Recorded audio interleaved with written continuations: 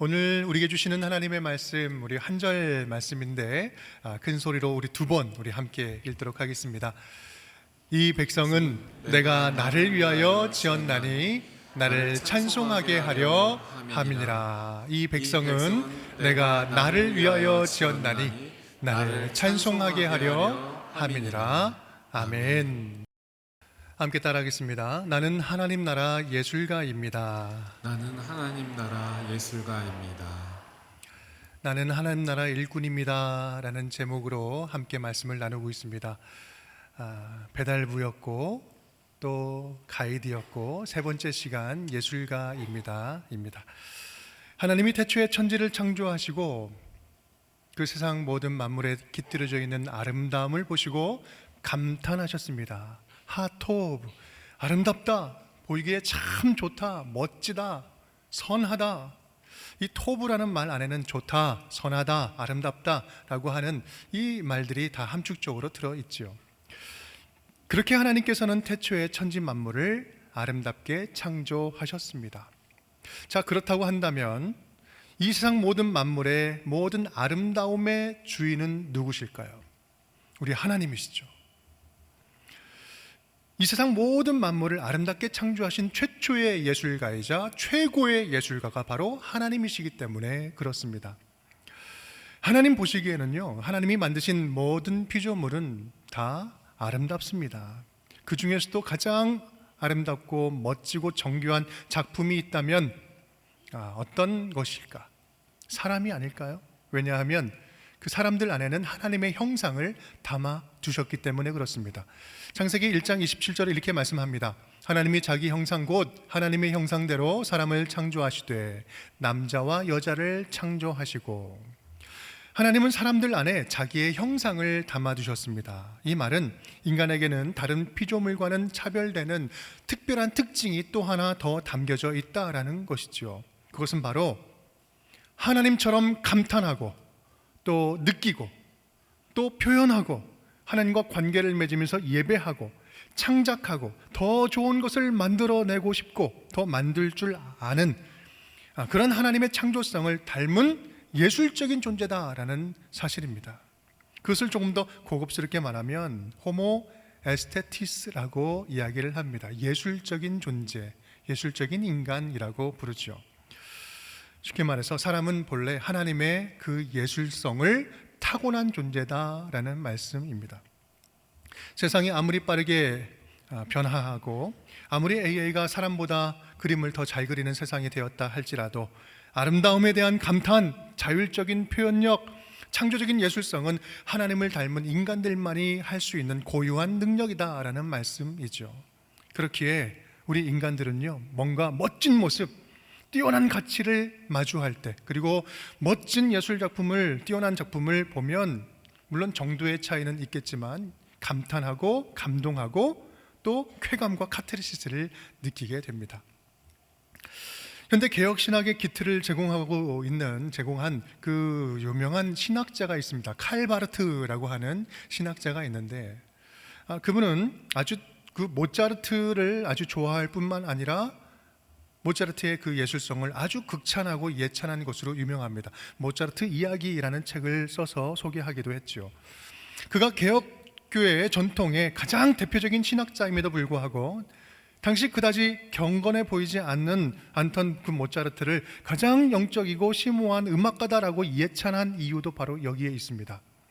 칼 바르트는 인간이 표현할 수 있는 음악의 최고의 경지를 통해서 곧 하나님의 위대함을 드러내는 그 성스러움이 바로 모차르트에게 있다라고 여겼어요. 모차르트의 음악 속에서 드러나는 최고의 예술적인 가치가 그 예술의 주인이신 하나님의 그 창조주 하나님의 위대함을 잘 드러내고 있기 때문에 그렇습니다. 그런 면에서 하나님의 자녀된 우리들은요, 우리가 속해 있는 모든 영역들 안에서 숨어있는 최고의 가치를 끄집어낼 줄 알아야 합니다. 왜냐하면 만물의 주인이신 하나님의 위대한 가치들이 모든 영역들 안에 깃들어 있기 때문에, 숨어 있기 때문에 그렇습니다. 그 가치를 끄집어내어서 표현해낼 줄 아는 자를 최고의 가치를 구현해낼 줄 아는 자를 우리는 넓은 의미에서 예술가다라고 말할 수 있습니다.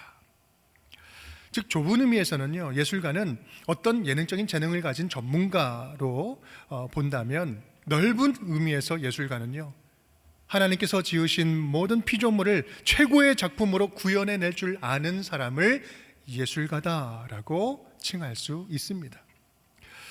그런 의미에서 가만 보면 이 예술이라는 개념은 우리의 일상하고 멀리 떨어져 있지 않은 것 같아요. 우리가 뭔가 최고의 모습을 보고 감탄할 때 주로 어떻게 이야기합니까? 최고의 찬사, 우와, 예술이다. 자연, 멋진 풍광을 보고도 우와, 예술이다. 우리 아이들 나타날 때 요즘 얼마나 예쁘고 잘생겼습니까? 걔를 볼 때 와, 생긴 게 예술이다. 어떤 장인의 뛰어난 작품을 볼 때도 와, 예술이다. 세상에 이런 일이 보다가도 그 신기한 그 일들 보면 우와, 예술이다. 우리가 제일 자주 하는 상황이 어떤 상황일까요? 맛있는 거 먹을 때 우와, 맛이 예술이다. 네. 여러분, 우리 안에 이 예술이 주변에 많이 있는 거예요. 이것만 봐도 예술은 특별한 사람들만의 것이 아닌 것이죠. 하나님이 담아주신 예술성은 저와 여러분 우리 모두에게 다 담겨 있기 때문에 그렇습니다. 오늘은 이렇게 하나님의 관점에서 바라본 예술, 이 예술가에 대해서 조금 더 살펴보고자 합니다. 오늘은 성경 속에 등장하는 여러 예술가들을 좀 살펴보려고 하는데요, 구약에서는 좀 더 좁은 의미에서 미술과 음악 분야에서 예술가들을 좀 살펴보고, 신약에서는 좀 더 넓은 의미의 예술 개념으로 살펴보고자 합니다. 먼저 그렇다면 구약에는 어떤 예술인들이 등장하고 있을까? 구약에서 하나님이 인정하셨던 대표적인 예술가들이 있다면 누가 뭐래도 성막을 만들었던 두 사람이 생각이 납니다. 부살렐과 오홀리압이라는 사람이 있었어요. 제가 읽어보겠습니다. 여호와께서 모세에게 말씀하여 이르시되 내가 유다 지파 훌의 손자요 우리의 아들인 부살렐을 지명하여 부르고 하나님의 영을 그에게 충만하게 하여 지혜와 총명과 지식과 여러 가지 재주로 정교한 일을 연구하여 금과 은과 노수로 만들게 하며 보석을 깎아 물리며 여러 가지 기술로 나무를 새겨 만들게 하리라. 먼저 부살렐이라는 인물은요, 성막 모든 물건을 담당했던 아트 디렉터였어요. 예술 감독이었죠. 그런데 본문을 보면 가장 눈에 띄는 내용이 있는데, 그것은 바로 하나님이 어떻게 했다? 지명해서 불렀다. 그리고 그에게 하나님의 영을 충만케 하셨다라는 표현이 나옵니다. 또한 출애굽기 36장 2절 말씀을 보면 이렇게 이야기합니다. 우리 함께 읽어볼까요? 모세가 부살렐과 오홀리압과 및 마음이 지혜로운 사람 곧 그 마음에 여호와께로부터 지혜를 얻고 와서 그 일을 하려고 마음에 원하는 모든 자를 부르매. 아멘. 하나님이 아무나 불러서 대충 만들게 하셨을까요? 꽁 잡는 게 매라고 무조건 실력만 좋으면 데려다가 성막 만들도록 했을까요? 아니요. 본문에서 계속해서 강조하는 내용은요, 마음이 지혜로운 자를 지명하여서 그에게 더 지혜를 충만케 채워주셔서 성막을 짓게 하셨다는 말씀입니다. 이 지혜가 뭘까요? 나의 모든 생명, 모든 능력이 하나님께로부터 왔고 그 하나님을 온전히 경외할 줄 아는 것, 여호와를 경외하는 것이 지혜의 근본이거든. 그게 지혜 아닙니까? 여호와를 경외하는 것이요. 부살렐은 제사장의 옷, 촛대, 다양한 그 성막의 기구를 정교하게 만드는 작업을 담당했는데, 그 첫 번째 자격이 여호와를 경외하며 자기의 최고의 능력을 하나님께 기쁨으로 드릴 줄 아는 자, 이것이 첫 번째 자격이었다는 거예요. 하나님은 그러한 그를 알고 지명하여 성막 작업의 제작에 예술 감독으로 맡겨주셨어요. 부살렐과 함께 작업했던 또 한 사람이 있죠. 오홀리압이 있습니다. 우리 출애굽기 31장 6절 말씀 함께 읽어볼까요? 내가 또 단지파 아히사막의 아들 오홀리압을 세워 그와 함께 하게 하며 지혜로운 마음이 있는 모든 자에게 내가 지혜를 주어 그들이 내가 네게 명령한 것을 다 만들게 할지니. 아멘. 잘 보십시오. 여러분, 오홀리압도 똑같아요. 지혜로운 마음이 있는 자에게 지혜를 더하여 줍니다. 오홀리압은 특히 목공과 직조, 자수하는 일의 전문가였어요. 저도 가끔 성도님들 이렇게 보면 목공을 정말 잘 만드시는 분들이 있어요. 기가 막히게 만들죠. 자수는 또 어떻습니까? 이렇게 뜨개질을 너무 잘해서 옷을 한 번을 만들어서 주신 분도 계신데 보면요 정말 뛰어난 작품들이에요. 너무나 뛰어난 예술가들이시죠. 그런 면에서 보면 이 예술의 분야는 정말 다양한 거예요. 어쨌든 이 본문에서 우리가 놓치지 말아야 할 것은요, 한번 본문 보여주시겠어요? 주어가 누굽니까? 내가 어떻게 했다? 다 만들게 할지니. 처음부터 끝까지 모두 여호와께서 만들게 했다, 만들게 한다라고 표현을 합니다. 예술적인 능력이 있는 자를 불러서 지혜를 더 넘치게 하셔서 만들게 하셨지만 철저하게 자의적 창조력이 아니라 순종적인 창조력으로 최고의 아름다움을 구현하도록 한 거예요. 만약에 이 일을 하는 사람들이 믿음이 없는, 하나님 여호와를 경외할 줄 모르는 실력자였다면 어떤 마음이었을까? 아, 이 부분은 내가 볼 때는 이게 더 나은데, 이 부분은 내가 더 잘할 수 있는데, 아, 이것은 이렇게 만들면 모세가 얘기하는 것보다 훨씬 더 멋있을 거야. 내가 좀 이것만큼은 내가 능력자니까 누가 뭐래도 나는 이렇게 좀 더 멋있게 만들어 봐야 되겠다, 이런 생각 해보지 않았을까요? 하지만 그들은 그렇게 하지 않았죠. 그들의 뛰어난 실력이, 그들의 넘치는 지혜가 하나님의 말씀 안에서 다스림 받을 준비가 되어 있었다라는 말씀입니다. 여러분, 성경은 분명히 말씀합니다. 그들이 뛰어난 능력자인 것은 맞지만 그 능력 자체를 강조하지는 않아요. 하나님이 주목하여 보는 것은요, 그 능력 위에 깃든 여호와를 경외하는 마음입니다. 자신의 실력이 하나님께로부터 나오는 줄을 아는 자들을 통해서 영원한 하나님 나라의 멋진 작품들을 이 땅에 세워가겠다라고 하시는 하나님의 마음이 담겨져 있는 모습이죠. 그렇다면 구약에서 음악 분야에는 어떤 예술가들이 있었을까? 역대상 25장 1절 있습니다. 함께 읽어보겠습니다. 다윗이 군대 지휘관들과 더불어 아삽과 헤만과 여두둔의 자손 중에서 구별하여 섬기게 하되 수금과 비파와 재금을 잡아 신령한 노래를 하게 하였으니 그 직무대로 일하는 자야 수요는 이러하니라. 아멘. 다윗이 3명의 찬양대장을 세웁니다. 아삽, 헤만, 여두둔이라는 사람을 세워요. 그리고 그의 자손들로 구별해서 찬양대로 섬기도록 합니다. 특히 헤만에 관해서는요, 5절 말씀을 보면 아주 특별하게 표현을 하고 있습니다. 헤만은 하나님의 말씀을 가진 왕의 선견자다. 왕의 선견자다. 그리고 그와 함께한 자들의 특징이 뭐라고요? 하나님의 지혜로 가득한 자들이었다. 생각나지 않습니까? 부살렐과 오홀리압과 똑같아요. 그들보다 음악적인 재능이 뛰어난 사람들이 당시에 없었을까요? 있었겠죠. 아니, 많았겠죠. 하지만 아무리 뛰어나고 많아도 하나님께는 의미가 없습니다. 하나님께 의미 있는 진짜 음악인, 진짜 예술가는요, 하나님의 영광을 위해서 자기가 받은 은사 전부를 다 주님께 드릴 줄 아는 참된 예배자요, 참된 지혜자요, 참된 헌신자였던 거예요. 구약에서 빼놓을 수 없는 음악인이 있죠. 유명한 사람입니다. 다윗이 또 있어요. 다윗. 시편 150편 가운데 73편이 다윗이 쓴 시편이기도 하고요. 또 우리 사무엘상 말씀을 보면 이런 표현이 있습니다. 하나님께서 부리시는 악령이 사울에게 이를 때 다윗이 수금을 들고 와서 손으로 탄즉 사울이 상쾌하여 낫고 악령이 그에게서 떠나더라. 다윗은 단순한 연주자가 아니었어요. 영혼을 정결케 하고 맑게 하는 영혼의 치료자, 하나님의 예술가였어요. 당시 다윗보다 훌륭한 수금 연주자가 없었을까요? 그건 중요하지 않죠. 중요한 것은 누구의 음악을 하나님이 기뻐하시고 영혼을 치유하는 도구로 들어 쓰셨는지, 사용하셨는지가 중요한 것이죠.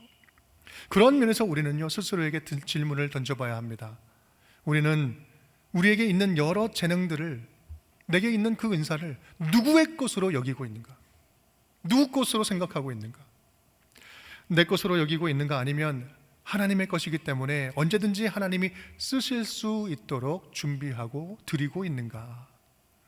하나님과 전혀 상관없이 살아가면서 내게 주신 능력이 없다고, 나는 아무런 은사를 받지 않았다고, 아니 더 안 주신다고, 남들 보니까 다 좋은 은사 받은 것 같은데 나한테는 좋은 거 안 주신다고, 무턱대고 많이 달라고 그렇게 떼쓰고 있지는 않습니까?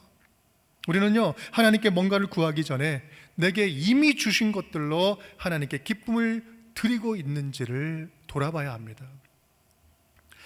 둘째로, 그렇다면 신약에서는 어떤 예술가들이 등장을 할까?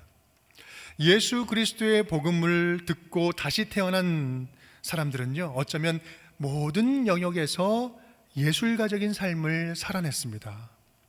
자기가 받은 은사를 적극적으로 활용해서 예수 그리스도의 복음을 위해서 자기 자신을 작품처럼 승화시켰죠. 말씀을 준비하면서 신약에서 가장 먼저 떠오른 사람이 누구였을까?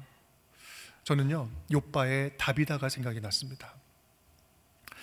욥바에 살고 있는 사람들이 이 근처 룻다라고 하는 그 곳에 베드로가 방문했을 때 그곳으로 사람을 보내서 욥바에도 와주십시오라고 간청을 합니다. 왜냐하면 그 이유는 욥바라는 지역에 있던 여제자 다비다가 있었는데 얼마 전에 죽었어요. 그 죽은 여인을 다락방에 시체를 올려두고 미처 떠나보내지 못하고 애도하고 있었죠. 사도행전 9장 39절, 베드로가 일어나 그들과 함께 가서 이르매 그들이 데리고 다락방에 올라가니 다 함께 모든 과부가 베드로 곁에 서서 울며 도르가가 그들과 함께 있을 때 지은 속옷과 겉옷을 다 내모이거늘. 아멘. 그래서 도르가라고 말씀하는 것은 다비다의 헬라식 이름이에요. 이후의 본문을 보면 베드로가 그 죽은 다비다의 그 여인을 살리는 장면이 나옵니다. 우리는 이 본문을 보면서 이 본문에서 죽은 다비다를 살린 것에 주로 초점을 맞추곤 하는데 우리가 더 주목해야 할 부분이 있습니다. 그것은 바로 이 본문에서 이 다비다를 여제자라고 표현하고 있다는 사실이에요. 여러분, 이 여제자라는 표현은 성경에서 이곳에만 등장하는 마테테리아, 여기는 신약 전체 통틀어서 여기 한 번만 등장하는 단어예요. 여러분, 무슨 말을 하는 걸까요? 그녀의 섬김과 제자다운 삶은 누구하고도 비교할 수 없이 특별하고 위대했다, 유일무이했다, 가장 뛰어난 복제품이 아닌 단 하나뿐인 예술작품 같은 인생이었다라는 거예요. 그녀는 살아생전에 자기가 가장 잘할 수 있는 일로 틈틈이 가난한 자들을 섬겼습니다. 특별히 시간 나는 대로 속옷 만들고 겉옷 만들어서 가난한 사람들을 입혀줬어요. 특히 사회적인 가장 약자인 과부들, 생활 터전을 잃어버린 자들에게 이 옷은요, 생명과도 같은 것이거든요. 그런 다비다가 죽었어요. 그녀에게 사랑에 빚진 사람들은요, 도저히 그냥 보낼 수가 없었어요. 그래서 다윗을 불러다가 어떻게든 해달라고 하는 거죠. 그러면서 그들이 베드로에게 보여주었던 것이 뭐예요? 다비다가 생전에 만들었던 겉옷과 속옷을 들고 와서 보여주는 거예요. 다비다의 숨결이 아직 살아있는 작품들이 있었죠. 남아있었던 거죠.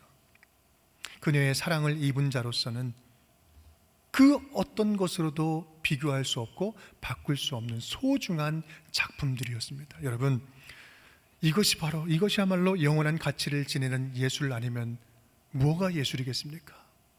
성경은 이렇게 말씀합니다. 그녀의 인생 자체가 예술이었다. 또 한 여인이 떠오릅니다. 빌립보에 루디아라고 하는 여인이 있었죠. 사도행전 16장 14절 15절 보면 이런 내용이 나옵니다. 두아디라시에 있는 자색 옷감 장사로서 하나님을 섬기는 루디아라 하는 한 여자가 말을 듣고 있을 때 주께서 그 마음을 열어 바울의 말을 따르게 하신지라. 다 함께 그와 그 집이 다 세례를 받고 우리에게 청하여 이르되 만일 나를 주 믿는 자로 알거든 내 집에 들어와 유하라 하고 강권하여 머물게 하니라. 아멘. 바울이 마게도냐에 도착해서 간 첫 성 빌립보, 마게도냐 사람의 환상을 보고 2차 전도 여행 때 넘어가서 만난 첫 성이 빌립보. 그 성에서 처음으로 만난 회심자 누구였어요? 루디아라고 하는 여인이었습니다. 그녀는 자색 옷감 장사로서 큰 재력이 있었던 여인이었습니다. 그런 루디아가 예수 그리스도의 복음을 듣고 지체하지 않고 계산하지 않고 장차 생길 손해도 아랑곳하지 않고 즉각적으로 바울 일행을 섬기기 시작합니다. 자기에게 있던 모든 소유, 재정적인 축복 전부를 다 교회에 세우는 데 바쳐요. 그렇게 유럽의 첫 교회가 역사적으로 세워지게 된 것입니다. 제가 지난달에 성지순례 갔을 때에도 그 현장에 가보게 되었는데요, 2000년이 지난 지금에도 그 믿음의 흔적이 고스란히 남아있어요. 여러분, 그녀는요, 세상에 썩어질 물질로 영원히 사라지지 않는 기독교의 역사의 흔적이 되게 만들었습니다. 여러분, 진짜 예술품과 모조품에는 어떤 차이가 있을까요? 진짜 예술품은요, 진짜는 시간이 가도 그 가치가 떨어지지 않아요. 오히려 그 시간이 가면 갈수록 비싸지죠. 오히려 시간이 갈수록 더욱더 값져져요. 루디아의 믿음, 계산하지 않는 진짜 헌신은 그렇게 영원한 예술 작품이 되어서 지금까지 남아있는 거예요. 가면 갈수록 더 빛나는 거예요. 성경은 그의 헌신은 영원히 사라지지 않는 예술 작품이었다라고 말씀하고 있는 것입니다. 그렇습니다. 하나님 보시기에는요, 아름다운 예술 작품은 다른 게 아니에요. 자기에게 담아주신 것으로, 자기에게 있는 고유의 은사로 하나님께 최고의 영광과 찬양을 올려드리는 것, 그것이 주님 보시기에 진정한 예술 작품이요, 그렇게 살아가는 자녀들이라면 모두가 다 하나님 나라의 예술가가 될 수 있다라는 말씀입니다. 우리가 그런 예술가의 정체성을 인정한다면 오늘 우리는요, 두 가지 질문 앞에 반응해야 합니다. 첫 번째는, 나에게 있는 은사가 지금 하나님께 찬양이 되고 있는가? 읽어볼까요? 나에게 있는 은사가 지금 하나님께 찬양이 되고 있는가? 이사야 43장 21절 말씀입니다. 이 백성은 내가 나를 위하여 지었나니 나를 찬송하게 하려 함이니라. 아멘. 나를 찬송케 하기 위해서 내가 지었다. 여러분, 이것이 바로 하나님 앞에서 예술가로 살아가는 우리 인생의 목적이라는 거예요. 우리가 하나님을 찬양하는 것. 하나님이 우리에게 주신 은사들은요, 자기를 뽐내라고, 자기를 드러내라고, 자기를 자랑하라고 주신 것이 결코 아니라는 말씀이에요. 저도 한때는 그림 그리는 작가였습니다. 대학원 졸업하고 개인전하고 논문 쓰고 이제 본격적으로 작가의 길을 걷기 시작할 때 하나님께서 또 다른 새로운 길, 목회의 길로 불러주셨습니다. 하루도 그림을 떠나서는 살 수 없었던 정말 미술인이었는데 그때부터 제가 큰 변화를 경험하게 되었어요. 신기하리만큼 내 안에 있는 능력, 그림 그리는 실력, 열정, 의지, 재능을 다 멈추게 하신 거예요. 마치 노래하는 가수의 목소리가 나오지 않아서 아무런 노래도 부를 수 없는 것처럼 말입니다. 10년 동안 스케치가 되었든 뭐가 되었든 한 장도 제대로 그리지 못하는데요, 그림을 전공한 저로서는 정말 신비한 일이었고 두려운 일이었어요.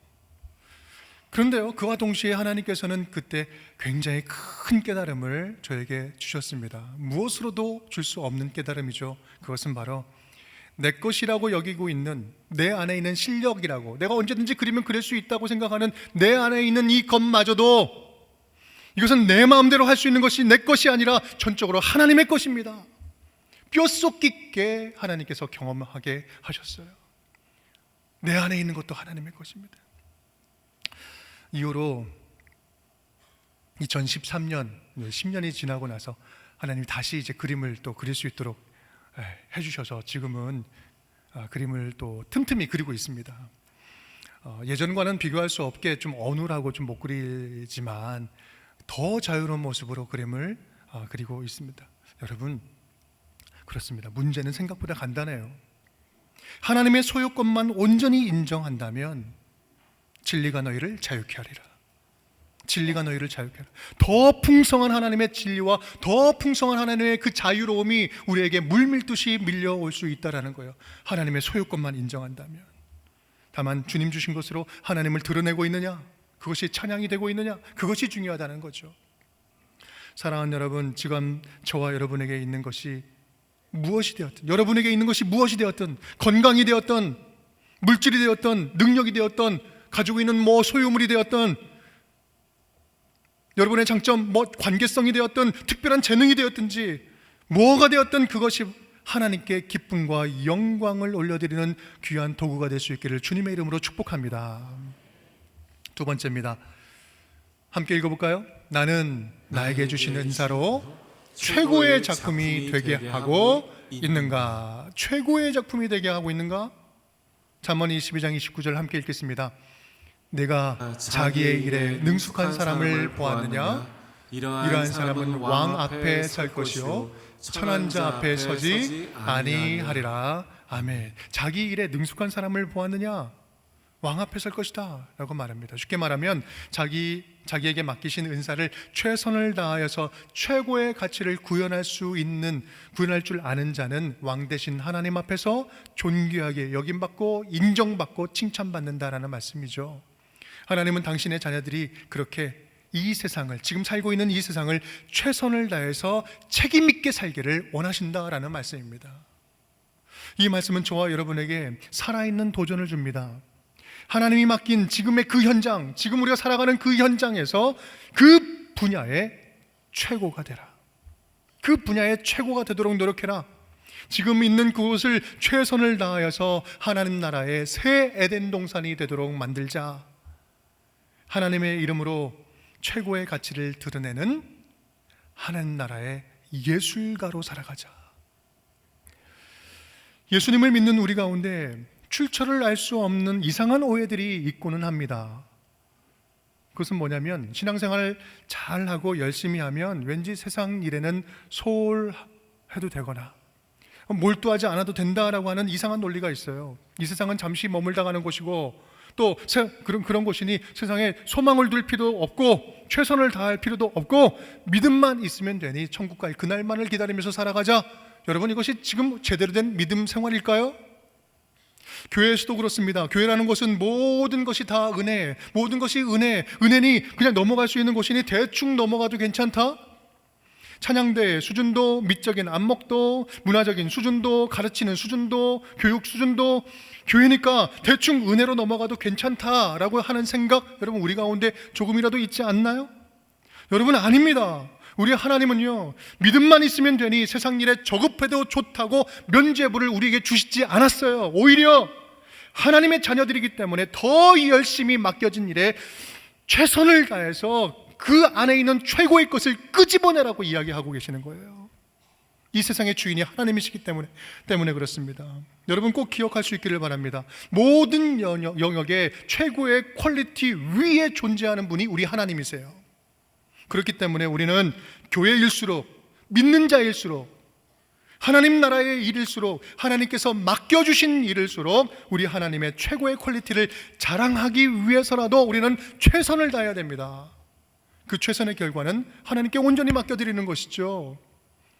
우리 가운데 완벽한 사람이 누가 있겠습니까? 완벽을 올려드리는 것이 아니라 최선을 올려드리는 거예요. 우리는 완벽하진 않아도 최선을 다할 책임은 있잖아요. 왜냐하면 예수 그리스도께서 우리를 위해서 최선을 다하셨기 때문에 그래요. 자기의 모든 생명을 다 내어 드리시면까지 우리를 사랑하시고 구원하셨잖아요. 사랑하는 여러분, 우리 모두는요, 다양한 모습을 가지고 있는 하나님 나라의 예술가들이십니다. 저와 여러분의 삶의 이야기들이 하나님을 드러내고 찬양하는 예술 작품들이 되었으면 좋겠습니다. 우리 교회 안에서도 활발하게 예술 작품들이 만들어지고 또 활동되었으면 좋겠습니다. 하나님이 주신 귀한 은사, 서로의 은사 위에 또 다른 은사가 더해져서 함께 최고의 작품으로 하나님을 찬양 올려드리는 거죠. 다양한 은사들, 누구는 영상을 잘 찍는 것으로, 누구는 어떤 이는 미술적인 재능으로, 또 어떤 분은 영화를 제작하는 것으로, 음악적인 재능으로, 누구는 글을 잘 쓰는 솜씨로, 글솜씨로, 사랑의 섬김으로, 식물을 잘 가꾸는 어떤 그러한 일들로, 악기를 연주함으로, 또 어떤 분은 동물을 사랑하는 그 마음으로, 사진을 잘 찍는 은사로, 또한 운동을 잘하는 은사로, 스포츠 게임으로, 언어적인 은사로, 선교적인 삶으로, 가르치는 은사로, 각종 공부하고 연구하는 모임으로, 큐티 나눔으로, 지혜와 지식의 은사로, 또 함께하는 벤처 사업으로, 여러분 무궁무진하지 않습니까? 이러한 여러 가지 함께할 수 있는 일들을 통해서 그 일이 뭐가 되었든 은사 위에 은사를 함께 더하며 최고의 작품으로 하나님을 온전히 찬양하고 기쁘게 올려드리는 하나님의 예술가들이 다 되실 수 있기를 주님의 이름으로 축복합니다.